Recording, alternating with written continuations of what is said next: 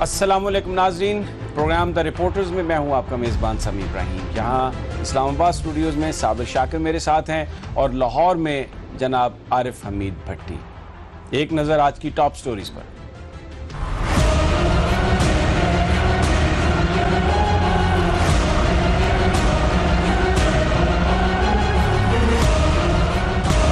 It has been confirmed that he is dead. अमरीका का पहली दफा बलोचिस्तान में ड्रोन हमला, हुकूमत का इंतहाई कमजोर रद्द अमल।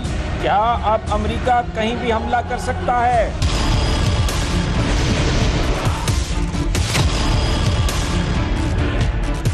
मुल्ला मंसूर ईरान और अफगानिस्तान में आजादाना घूमते रहे।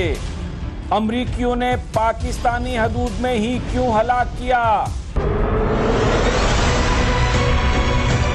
जरदारी, नवाज, मौलाना फजलुर रहमान लंदन में। इलाज मुआलजा है या कोई नया लंदन प्लान?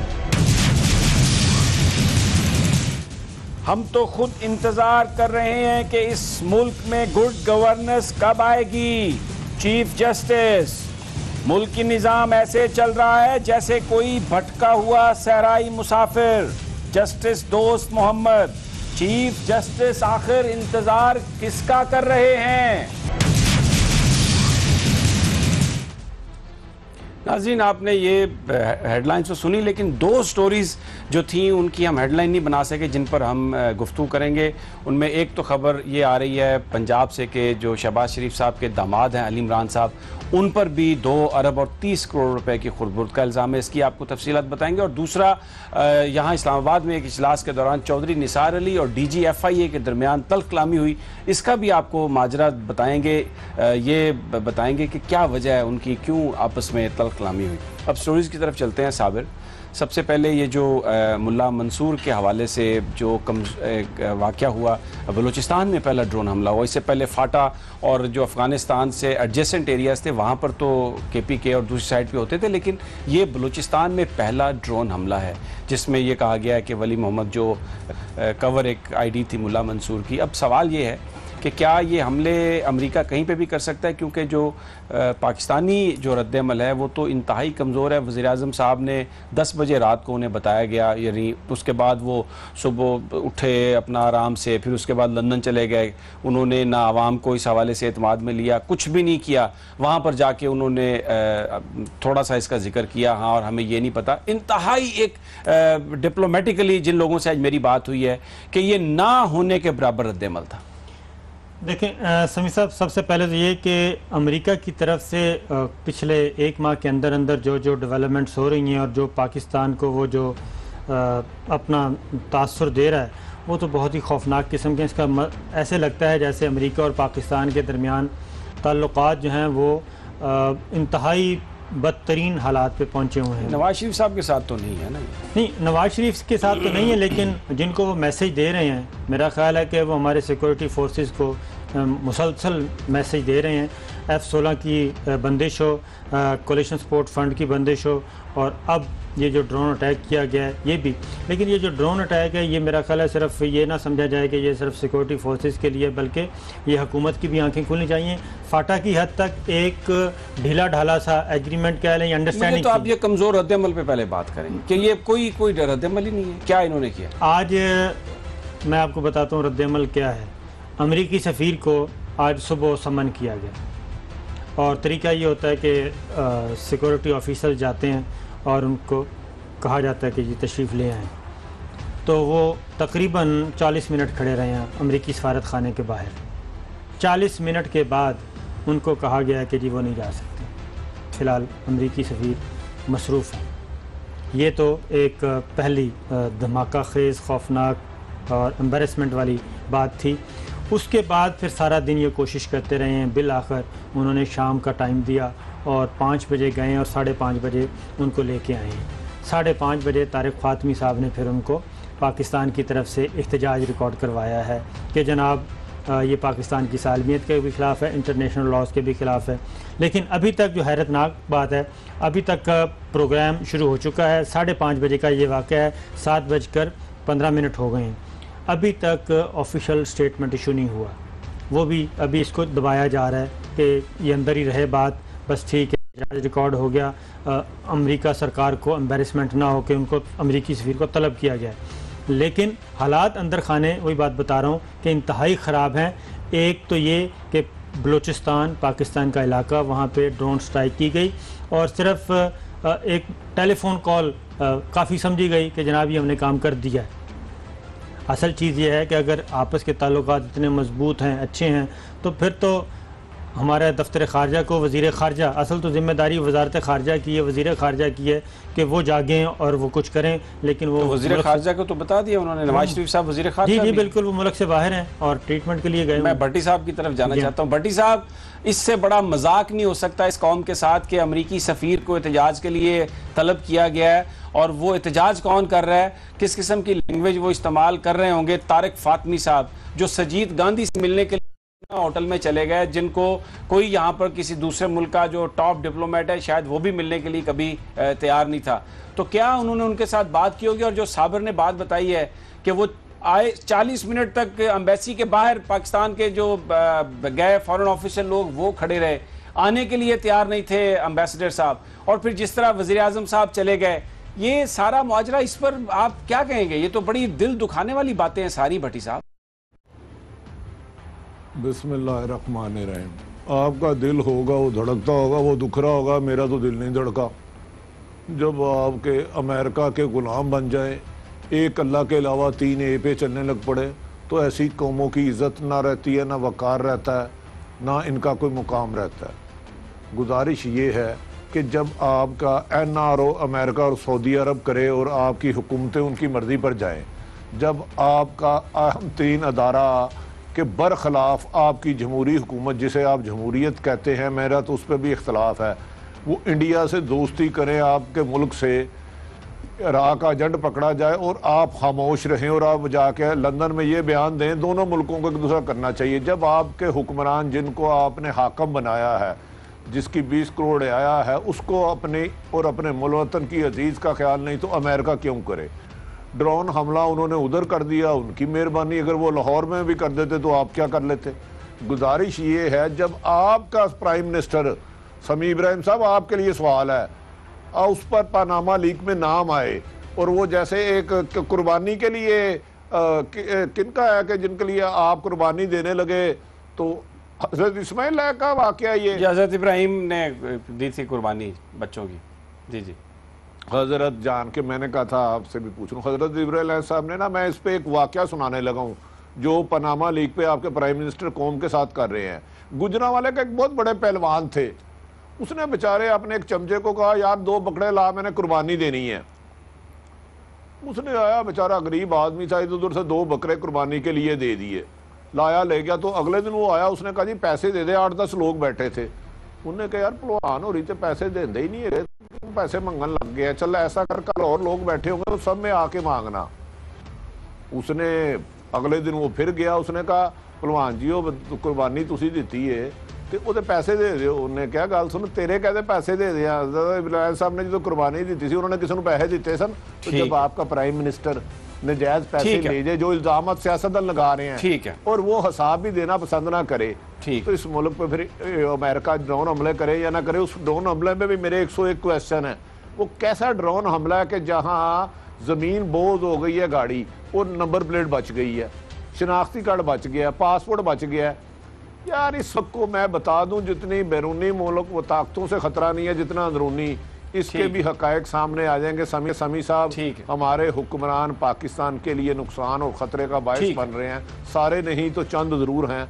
इस पे कौम को सोचना होगा, वरना हमारी दास्तान तक ना होगी दास्तान। ठीक है। अच्छा साबिर, ये जो एक पॉइंट है कि आज़ादान पर मुल्ला मंसूर घूमते रहे, कितनी दफ़ा वो ईरान भी गए, कितनी दफ़ा वो इंडिया अफ़गानिस्तान में भी गए, लेकिन जब अमेरिका ने उनको ड्रोन हमले के ज़रिए हलाक करने का मंसूबा बनाया तो वो पाकिस्तान में उस वक्त आ रहे थे, पाकिस्तान के अंदर उनको हलाक किया गया। इसकी क्या वजह है कि पाकिस्तान को क्यों चुना गया? देखिए, उसकी ट्रैकिंग तो बहुत अरसे से की जा रही थी। पाकिस्तान को मैसेज देना है ना, एक तरफ तो पाकिस्तान को कहा जा रहा है कि पीस प्रोसेस जो है उस पर अपना अहम रोल अदा करें, और दूसरी टाइमिंग्स देखें। टाइमिंग्स में इस वक्त इंडियन प्राइम मिनिस्टर कहाँ पे पाए जाते हैं? ईरान में है, और उन्होंने बहुत बड़े प्रोजेक्ट्स चाबहार बंदरगाह जो है उसको एस्टेब्लिश कर रहे हैं। वो एक स्ट्रेटेजिक बंदरगाह के तौर पे ग्वादर के मुकाबले में।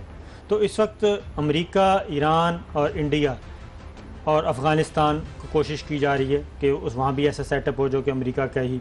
तो ये चारों मुल्क मिलकर पाकिस्तान को सैंडविच बना रहे हैं। क्यों बना रहे हैं? इसलिए कि पाकिस्तान और चाइना के साथ CPEC शुरू हो गया। CPEC के लिए रुकवाने के लिए इंडिया के ज़रिए धमकियाँ दी गई, ईरान के ज़रिए दी गई, और अमेरिका ने बराह रास्त भी ये कहा कि जनाब इससे बाज़ आ जाए। लेकिन पाकिस्तान और चाइना जो हैं वो अभी तक अल्लाह का शुक्र है आगे बढ़ रहे हैं। असल वो मैसेज देना चाह रहे हैं कि चाइना को छोड़ें, आप हमारी गुलामी में रहें, और हमने देना भी कुछ नहीं, लेकिन आपसे गुजारिश करना हमारी गुलामी में रहें। एक भट्टी साहब 1 मिनट, लेकिन एक चीज़ जो मैं आपको बता दूं कि समी, असल चीज़ है कि पासपोर्ट हमने पहले वो एक भारतीय, वो जो पाकिस्तानी शहरी जो इंडिया गया बगैर, ये हम खबर कर चुके हैं यहाँ पर कि पाकिस्तान के अंदर पासपोर्ट मिल रहे थे। FIA ने इस वक्त भी सैकड़ों अफगानी नहीं, हज़ारों अफगानी हैं उज़्बेक हैं जिनको पाकिस्तानी पासपोर्ट और पाकिस्तानी शनाख्ती कार्ड हैं। जायज़ तौर पे शहरियत हासिल करना बहुत मुश्किल है, लेकिन आप पैसे दें और पासपोर्ट इशू करवाएं। शफकत चीमा जो फॉरेन ऑफिस का डायरेक्टर पकड़ा गया है, वो स्पेन में उसने सैकड़ों पासपोर्ट इंडियंस को, बंगालियों को और गैर मुल्कियों को उस वक्त दिए 2005 में। 1 मिनट सर, 2005 में उस वक्त पासपोर्ट दिए जब वहाँ पे इमिग्रेशन खुली थी। क्या ये सबूत है? साबर साहब गुजारिश सुन लेना, एक तो मेरी बात सुन लेना। देखे, अफगानिस्तान और इंडिया हमारे यहाँ जहर उगल रहा है, या अमेरिका साजिश कर रहा है, यकीनन एक रोज़े रोशन की तरह यह है। क्या आपकी वजारत खारजा कहाँ है? उसकी स्ट्रेटेजी है क्या? किस तरह ये कह सकते हैं कि ये पासपोर्ट ये और ये जो ID कार्ड है इंडिया में ना बनाओ? गुजारिश ये है साबर साहब, पाकिस्तान को इंटरनेशनल तौर पर आपकी खारजा पॉलिसी फेल हो चुकी है, वो आपकी लॉबी नहीं कर सकी, जान के हमको रिसवा किया जा रहा है, और ये किसी बहुत बड़े खतरे का इशारा हो सकता है। ठीक है साबर साहब, इज इट पॉसिबल कि गाड़ी बिल्कुल तबाह हो जाए, बिल्कुल, और उसके नंबर प्लेट बच जाए? हो कैन? ठीक है, मैं आपकी बात को आगे बढ़ाता हूं भट्टी साहब। भट्टी साहब, मैं अगर साबर मुझे इजाजत दें, मैं आपकी बात जो है कि पाकिस्तान की सफारतकारी और वजारत खारजा की परफॉर्मेंस क्या है, बुनियादी तौर पर जो आज मेरी यहाँ पर बहुत सारे लोगों से बात हुई और पिछले कई दिनों से हो रही है, उनका ये कहना है कि पाकिस्तान के सफारतकारों के जिम्मे जो काम है वो बड़े अहसन तरीके से सर अंजाम दे रहे हैं। इस वक्त पाकिस्तान के जो बाहर, ख़ास तौर पर अमेरिका में जो सफारतकार हैं, उनके ज़िम्मे ये काम नहीं है कि वो पाकिस्तान के इमेज या तशख़्ख़ुस के लिए कुछ अपना रोल प्ले करें। उनके ज़िम्मे काम ये है कि वो अमेरिका को ये बताएं कि पाकिस्तान की फ़ौज इक़्तिदार पर कब्ज़ा करना चाहती है, पाकिस्तान की फ़ौज जो है नॉन स्टेट एक्टर्स को सपोर्ट करती है, पाकिस्तान की फ़ौज सारे के सारे जो दहशतगर्दों की कार्रवाइयाँ हैं उनको सपोर्ट करती है। मैं आपको इसकी पूरी, मेरे पास इसका एविडेंस है, मैं आपको ये बताने के लिए तैयार हूँ कि पाकिस्तान जिसके ज़रिए लॉबियस्ट करता है, इमाद ज़ुबैरी साहब जिनका नाम है, हम उनके ज़रिए पहले भी हम उनकी बता चुके हैं खबरें। मैं अगर प्रोड्यूसर साहब वो दिखा सकें उनकी जो तस्वीर LK अडवाणी के साथ उनकी तस्वीर है इमाद ज़ुबैरी साहब की, और ये इमाद ज़ुबैरी साहब की आप तस्वीर देख सकते हैं। ये इमाद साहब पाकिस्तान की लॉबिंग के लिए पाकिस्तानियों ने इनको चुना हुआ है, इनको पैसे दिए जा रहे हैं। ये डॉक्टर आसिम साहब के कज़न हैं, और ये इनके ज़िम्मे काम ये है कि ये पाकिस्तान बजाय इसके कि पाकिस्तान के तशख़्ख़ुस के लिए काम करें, पाकिस्तान के ख़िलाफ़ काम करते हैं। एक और इनकी जो बेसिकली जो एक पैम्फलेट है जिसमें ओबामा और मोदी की तस्वीर के साथ make in India, make in America, वो इसके पार्टनर हैं इमाद ज़ुबैरी साहब की, उसमें तस्वीरें हैं, उसमें उनको वो बिल्कुल वेलकम कर रहे हैं, उनको खैर मकदम कर रहे हैं, उनकी परफॉर्मेंस की खैर मकदम कर रहे हैं। केरला के चीफ मिनिस्टर का उनके नाम खत है। ये आप तस्वीर में ओबामा के साथ जिस आदमी को देख रहे हैं, ये रॉ का एजेंट है, और ये कैलिफोर्निया में है। ये जनाब कौल साहब, किशोर कौल, ये भी इमाद ज़ुबैरी साहब के साथ काम करते हैं। ये आप इमाद ज़ुबैरी और केवन कौल एंड एसोसिएट का नाम देख सकते हैं। ये स्पॉन्सरशिप है जो इंडिया की जो कंपनीज लॉबिंग करते हैं। तो बेसिकली जिस बंदे को आपने, जिन लोगों को आपने सफारतकारी के लिए चुना हुआ, ये वो चीफ मिनिस्टर साहब का खत है केरला के, जो केवन कौल के नाम लिखा गया है, जो पार्टनर हैं इमाद ज़ुबैरी साहब के। तो ये सारी की सारी चेन मिलती है। बतौर ख़ास यहाँ पर फॉरेन मिनिस्टर नहीं लगाया गया। नवाज शरीफ साहब खुद फॉरेन मिनिस्टर हैं। जो सफारतकार इस वक्त वहाँ पर अमेरिका में मौजूद हैं, वो पाकिस्तान की सफारतकारी नहीं कर रहे।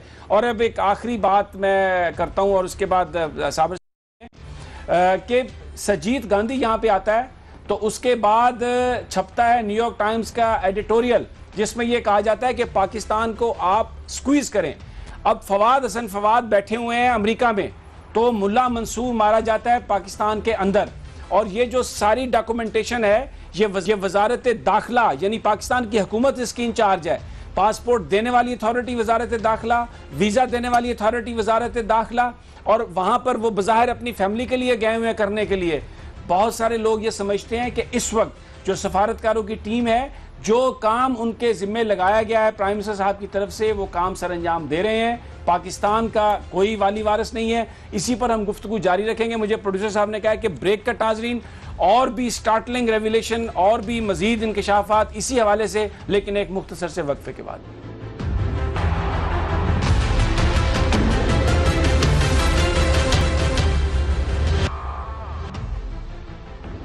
वेलकम बैक नाज़रीन। हम बात कर रहे थे पाकिस्तानी सफारतकारों की, उनका असल मिशन क्या है, कर वो क्या रहे हैं, आपको कामयाब सफारतकारी मुल्कों के लिए कैसे की जाती है। आपको एक तस्वीर दिखाता हूँ। अभी अमेरिका की कांग्रेस ने एक बिल पास किया है भारत के साथ ताउन को मज़ीद बढ़ाया है, जिसको वो ये कहते हैं कि नेशनल डिफेंस ऑथराइजेशन एक्ट है।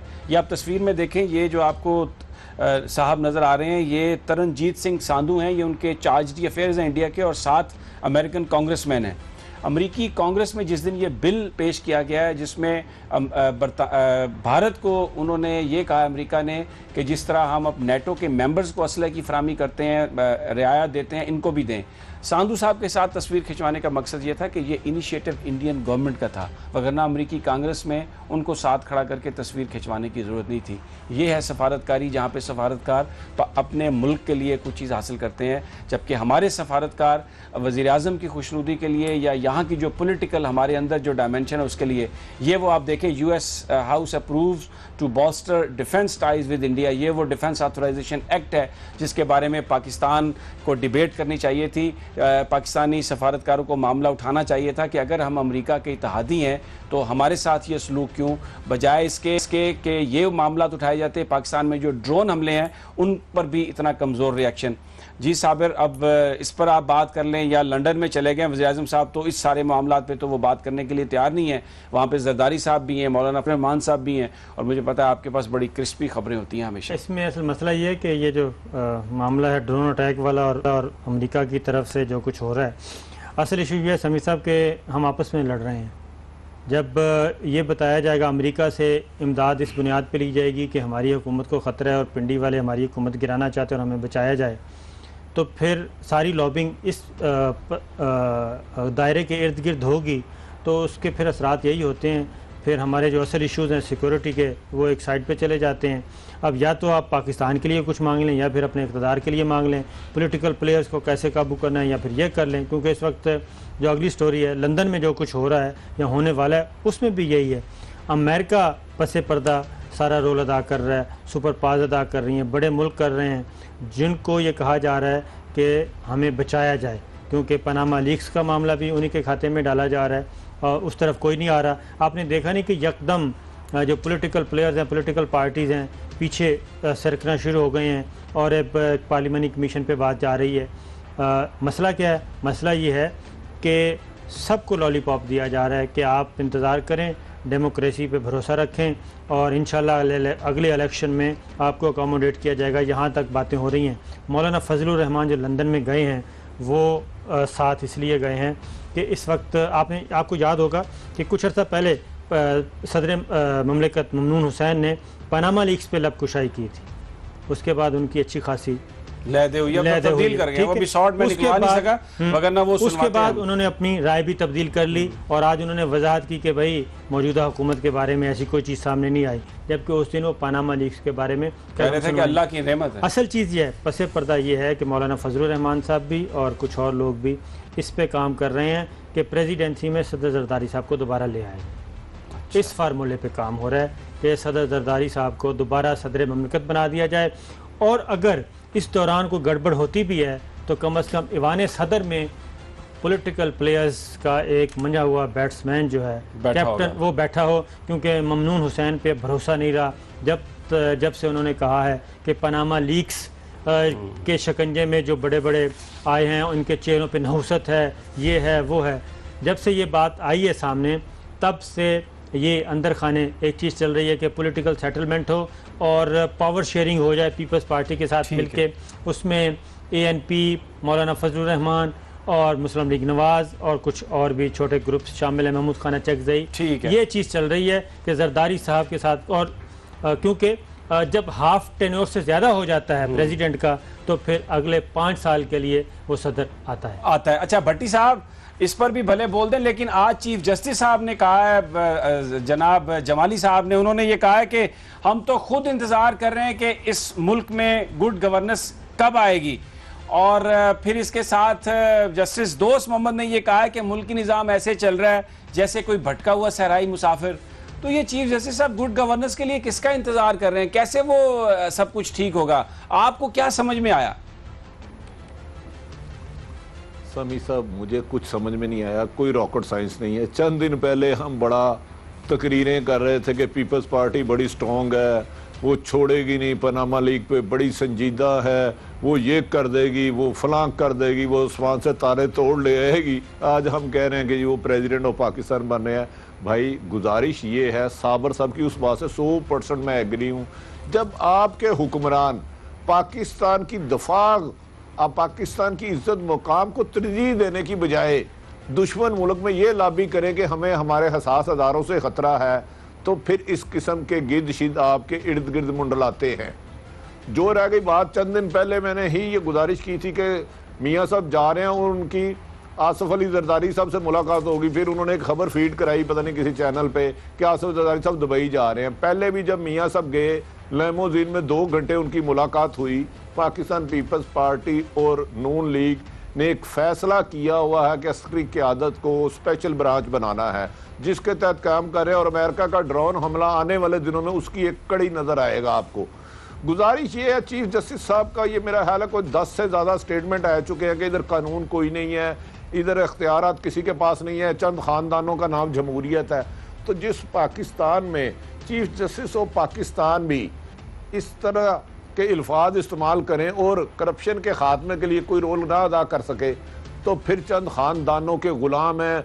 20 करोड़ अवाम, उनमें मैं भी हूँ और आप भी हैं। मुझे तो इधर बेहतरी की बज़ाहिर अभी तक कोई उम्मीद नज़र नहीं आ रही, क्योंकि जो आदमी अदारा एक बेहतरी कर सकता है वो न जाने किस हिकमत या मसलत की वजह से खामोश है। बाकी मौजूदा हुकूमत को पानामा हो या कोई मनी लॉन्ड्रिंग हो, इन चीज़ों से कोई खतरा नहीं है। इनके मंशूर का हिस्सा है, ये इनके काम की एक रफ्तार को तेज़ कर रहा है। आपकी समझ में क्या आया? क्या कह रहे हैं चीफ जस्टिस साहब? इस कदर वो कह रहे हैं कि हम इंतज़ार कर रहे हैं, किसका इंतज़ार कर रहे हैं? क्या होने जा रहा है? क्या कोई ऊपर से मदद आएगी? ये तो लोगों को ही ठीक करना होगा सब कुछ। मेरा तो ख्याल है कि चीफ जस्टिस साहब को अब ना बयानात देने के बजाय उनको 184(3) के तहत जो 100 मोटो के इख्तियारात हैं उसको इस्तेमाल करना चाहिए, और जो अहम इश्यूज़ इस वक्त पाकिस्तान में हैं उस पर 100 मोटो नोटिस लेना चाहिए।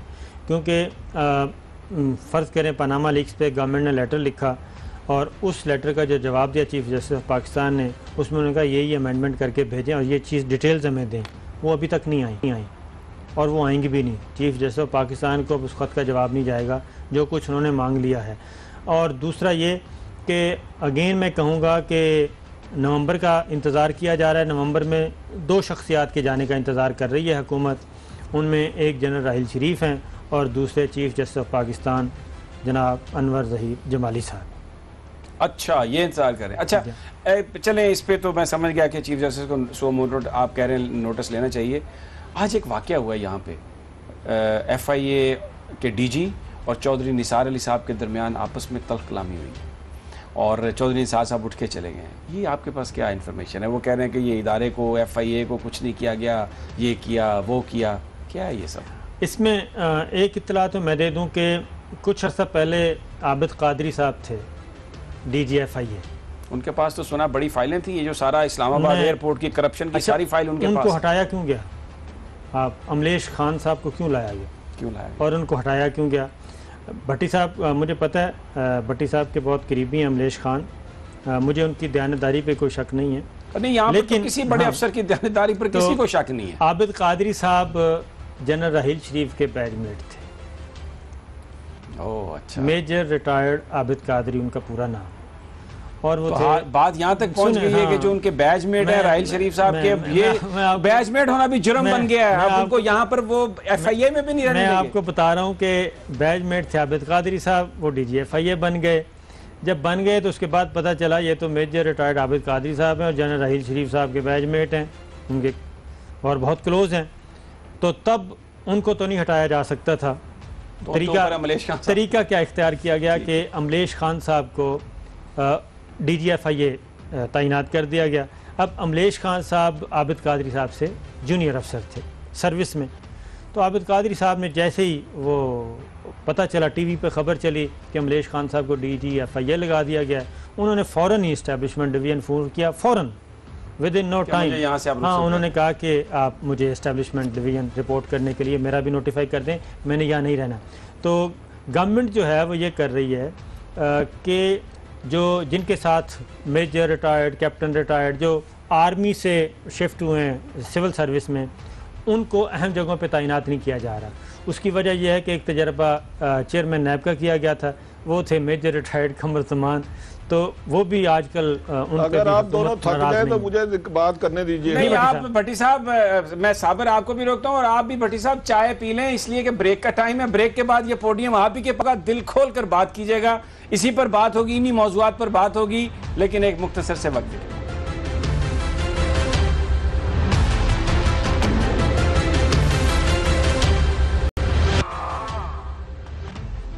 वेलकम बैक नाजरीन। बात हो रही थी FIA की, वजारत दाखिला की।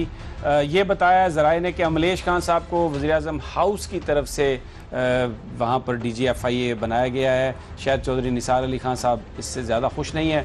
जी जनाब भट्टी साहब। अच्छा समी साहब, गुजारिश है, पाकिस्तान में एक दयानतदार होना और अच्छे किरदार का होना जुर्म है, जुर्म क्राइम है इस वक्त। चौधरी निसार साहब पहले एक नहायत ईमानदार अफसर मोहम्मद अली नेकोकार को खा चुके हैं और डिसमिस करा चुके हैं धरने में।